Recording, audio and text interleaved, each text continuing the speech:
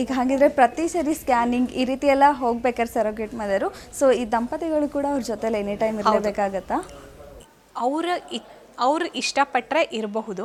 But ಯಾವುದೇ A R T clinic ಆದರೂ ಸರೋಗೆಸಿನಲ್ಲಿ ಏನೇನು ಸರೋಗೆಸಿ ಸ್ಟೆಪ್ಸು ಪ್ಲಸ್ ಆ ಸರೋಗೇಟ್ಗೆ ಏನೇನು ಟ್ರೀಟ್ಮೆಂಟ್ ಆಗ್ತಿದೆ ಪ್ರತಿಯೊಂದನ್ನು ದಂಪತಿಗಳಿಗೆ ತಿಳಿಸ್ಕೊಡ್ತಾರೆ. ಪ್ಲಸ್ ಅವರೂ ಎನಿ ಟೈಮ್ ಇರಬಹುದು ಸರೋಗೇಟ್ ಮದರ್ ಜೊತೆ, ಏನು ತೊಂದರೆ ಇಲ್ಲ. ಜೊತೆಗೆ ನೀವು ಇನ್ನೊಂದು ಕೇಳ್ತಾ ಇದ್ರಿ ಅಲ್ಲ, ಸೊ ಇವಾಗ ಯಾರು ಸರೋಗೆಸಿನ ಪಡ್ಕೋಬೋದು ದಂಪತಿಗಳು? ಸೊ ಆಲ್ರೆಡಿ ಒಂದು ಮಗು ಇದ್ದರೆ ಇನ್ನೊಂದು ಸೆಕೆಂಡ್ ಮಗುಗೆ ಸರೋಗೆಸಿ ಪಡ್ಕೋಬೋದಾ ಅಂತ ಕ್ವೆಶನ್ಸ್ ಇರುತ್ತಲ್ವ. ಸೊ ಅದು ಆ ರೀತಿ ಇಲ್ಲ. ಸೊ ಹೇಗೆ ಅಂದರೆ ಸರೋಗೆಸಿ ಪಡ್ಕೋಬೇಕಾದ್ರೆ ಆ ದಂಪತಿಗಳಿಗೆ ಯಾವುದೇ ಅವ್ರಿಗೆ ಮಗು ಸುತ್ತ ಇರಬಾರ್ದು, ಅಥವಾ ಅಡಾಪ್ಟೆಡ್ ಚೈಲ್ಡು ಇರಬಾರ್ದು, ಅಥವಾ ಸರೋಗೆಸಿ ಮೂಲಕ ಮುಂಚೆ ಮಗುನೂ ಮಾಡ್ಕೊಂಡಿರಬಾರ್ದು.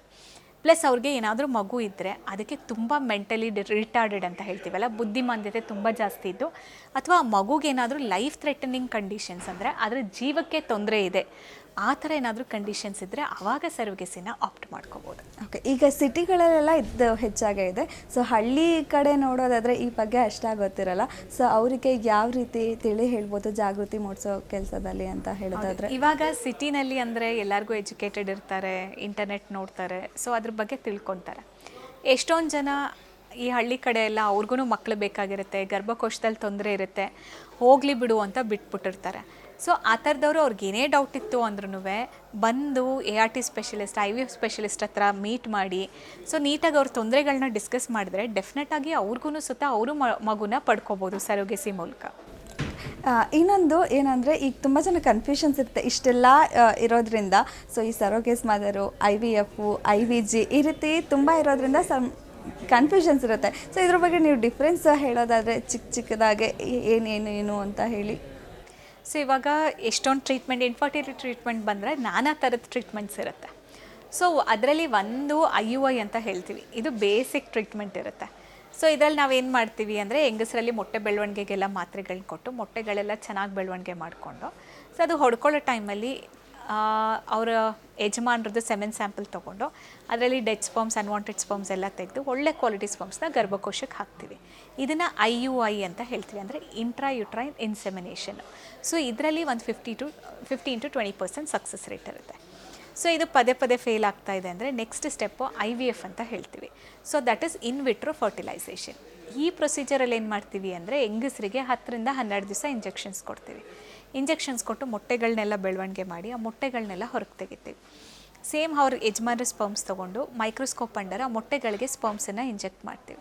ಇಂಜೆಕ್ಟ್ ಮಾಡಿ ಭ್ರೂಣಗಳು ಮಾಡಿ ಆಮೇಲೆ ಗರ್ಭಕೋಶಕ್ಕೆ ಟ್ರಾನ್ಸ್ಫರ್ ಮಾಡ್ತೀವಿ. ಇದನ್ನು ಐ ವಿ ಎಫ್ ಅಂತ ಹೇಳ್ತೀವಿ. ಸೊ ಈ ಐ ವಿ ಎಫ್ ಮಾಡಿ ನಾವು ಭ್ರೂಣಗಳನ್ನ ಕ್ರಿಯೇಟ್ ಮಾಡ್ಕೊಂಡ್ಮೇಲೆ ಸೊ ಹೆಂಗಸರಿಗೆ ಏನೂ ತೊಂದರೆ ಇಲ್ಲ ಅಂದರೆ ಅವ್ರ ಗರ್ಭಕೋಶಕ್ಕೆ ಟ್ರಾನ್ಸ್ಫರ್ ಮಾಡ್ತೀವಿ. ಸಪೋಸ್ ಹೆಂಗಸರಲ್ಲಿ ಮಗು ಆಗೋದಕ್ಕೆ ತೊಂದರೆ ಇದೆ, ಗರ್ಭಕೋಶನೇ ಇಲ್ಲ, ಅದರದ್ದೇನಾದರೂ ತೊಂದರೆ ಇದೆ ಅಂದರೆ ಸರೋಗೇಟ್ ಬಾಡಿಗೆ ತಾಯಿ ಗರ್ಭಕೋಶಕ್ಕೆ ಈ ಭ್ರೂಣಗಳನ್ನ ಟ್ರಾನ್ಸ್ಫರ್ ಮಾಡ್ತೀವಿ. ಸೊ ಈ ಪ್ರೊಸೀಜರಲ್ಲಿ ಅರೌಂಡ್ 50 to 60% ಸಕ್ಸಸ್ ರೇಟ್ ಇದೆ. ಇನ್ನು ಇತ್ತೀಚೆಗಂತೂ ಈ ರೀತಿ ಇನ್ಫರ್ಟಿಲಿಟಿ ಇದೆಲ್ಲ ತುಂಬ ಹೆಚ್ಚಾಗ್ತದೆ, ಇತ್ತೀಚೆಗೆ ಜಾಸ್ತಿ ಆಗ್ತಾಯಿದೆ. ಸೊ ಇದಕ್ಕೆ ಏನು ರೀಸನ್ ಅಂತ ನೋಡ್ತಾ ಹೋಗೋದಾದರೆ? ಸೊ ಒಂದು ಏಜ್. ಸೊ ಈಗ ನಾವೆಲ್ಲ ತುಂಬ ಓದಬೇಕು, ಕೆಲಸದಲ್ಲಿ ಮುಂದುವರಿಬೇಕು ಅಂತ ನಾವು ಮದುವೆ ಆಗೋ ಏಜ್ಗೆ ತುಂಬ ಕಡಿಮೆ, ಅಂದರೆ ಮದುವೆ ಆಗೋ ಏಜೇ ತುಂಬ ಲೇಟಾಗಿ ಆಗ್ತಾಯಿದೆ. ಲೇಟ್ ಮ್ಯಾರೇಜಸ್ಸು, ಮತ್ತು ನಮ್ಮ ಜೀವನ ಶೈಲಿ ತುಂಬ ಜಂಕ್ ಫುಡ್ಸ್ ತಿಂತೀವಿ, ಮತ್ತು ಎಕ್ಸಸೈಸ್ ಅನ್ನೋದೇ ಮಾಡಲ್ಲ, ಸ್ಮೋಕಿಂಗ್ ಹ್ಯಾಬಿಟು, ಡ್ರಿಂಕಿಂಗ್ ಹ್ಯಾಬಿಟ್ಸ್ ಇರುತ್ತೆ, ಮತ್ತು ಬೇಗ ಈ ಡಯಾಬಿಟಿಸು ಮತ್ತು ಹೈಪರ್ ಟೆನ್ಷನು ಇದೆಲ್ಲ ಬಂದಾಗ ನೀಟಾಗಿ ಕಂಟ್ರೋಲ್ ಮಾಡ್ಕೊಳ್ದಿರೋದು.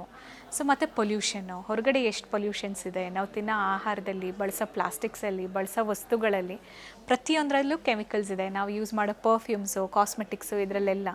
ಸೊ ಇದರಿಂದ ಏನಾಗುತ್ತೆ, ಸ್ಪರ್ಮ್ಸ್ ಮೇಲೆ ಅದು ಪರಿಣಾಮ ಬೀಳುತ್ತೆ, ಮತ್ತು ಮೊಟ್ಟೆ ಸಂಖ್ಯೆ ಮೇಲೂ ಪರಿಣಾಮ ಬೀಳಿ ಸೊ ಈ ಥರ ಇನ್ಫರ್ಟಿಲಿಟಿ ಕೇಸಸ್ ತುಂಬ ಜಾಸ್ತಿ ಆಗ್ತಾ ಇದೆ. ಓಕೆ, ಹಾಗಾದ್ರೆ ಈಗ ಬರೀ ಹೆಣ್ಮಕ್ಳಿಗೆ ಅಂತಲ್ಲ, ಸೊ ಗಂಡು ಮಕ್ಕಳಲ್ಲೂ ಕೂಡ ಹೆಚ್ಚಾಗ್ತದೆ. ಮುಂಚೆ ಎಲ್ಲ ಏನು ಅನ್ಕೊತಾ ಇದ್ರು, ಮಕ್ಕಳಾಗಿಲ್ಲ ಅಂದರೆ ಹೆಂಗಸರಲ್ಲೇ ತೊಂದರೆ ಅಂತ.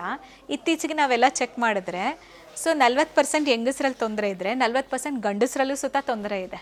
ಸೊ ಅಷ್ಟು ಈವನ್ ಗಂಡಸರಲ್ಲೂ ಇನ್ಫರ್ಟಿಲಿಟಿ ಚಾನ್ಸಸ್ ತುಂಬ ಜಾಸ್ತಿ ಆಗ್ತಾ ಇದೆ. ಓಕೆ,